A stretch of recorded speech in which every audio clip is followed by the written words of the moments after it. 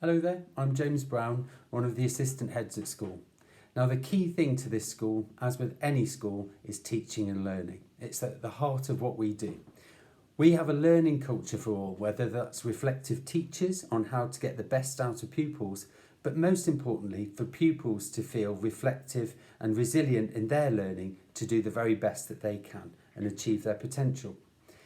Some of the key things that we focus on in particular are the strategies for girls learning and what gets the best out of them. And the key word is collaboration.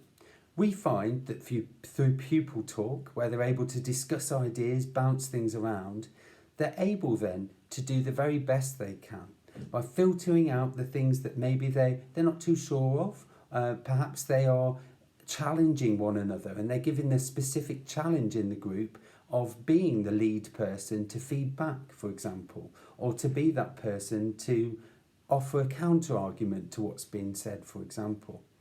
So the key things that we do is to practice in lessons, not just to accept the information given, but to challenge it, to research things before lessons, to do what we call, for example, flipped learning, where you may choose to focus on a particular subject, or perhaps you're given one prior to the lesson, and then when you come to that lesson you're already one step ahead.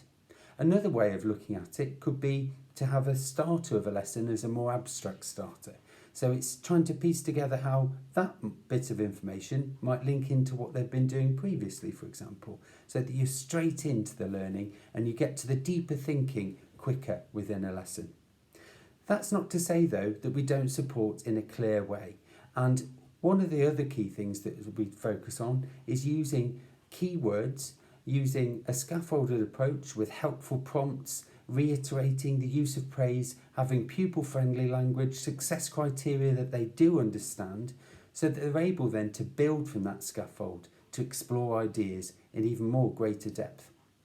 Another key thing that we do is to utilise technology to vary the ways that we approach things too.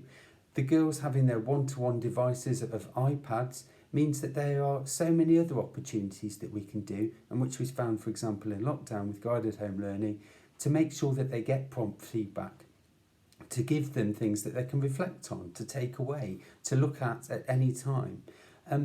The opportunity, for example, to interleave topics so that we're not overloading them, that we come back to topics and we don't leave things to go cold.